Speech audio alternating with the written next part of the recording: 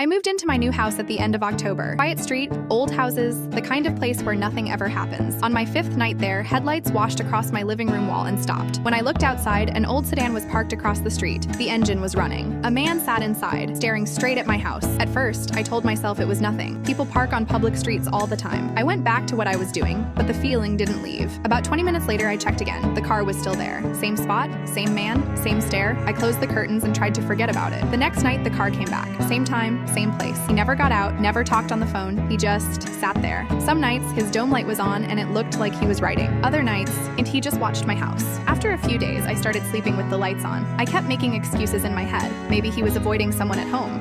Maybe he worked nights and needed a place to sit. Maybe I was just being paranoid, but no matter what I told myself, I couldn't shake the feeling that I was being watched. One evening, I took the trash out just to get a closer look. He was older, maybe late 60s. His face looked tired, almost empty. I said, "Hello." He nodded and said, "Evening." Then he turned forward again and never looked at me after that. By the 7th night, I called the non-emergency police line. I felt stupid explaining it. An officer showed up and talked to the man for a few minutes. No arguing, no trouble.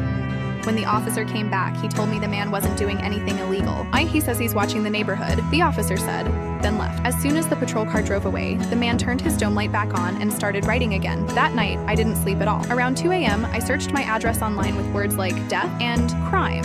I expected something horrible. There was nothing. No history, no answers. The next morning, I found an envelope in my mailbox. No stamp, no name, just my address. Inside was a handwritten letter. My hands shook as I read it. The man wrote that the house used to belong to his son. They hadn't spoken in years because he had been a bad father and an alcoholic. His son had died 6 months earlier during a robbery at a gas station. Wrong place, wrong time. The man said he sat outside the house every night writing letters to his son, things he should have said.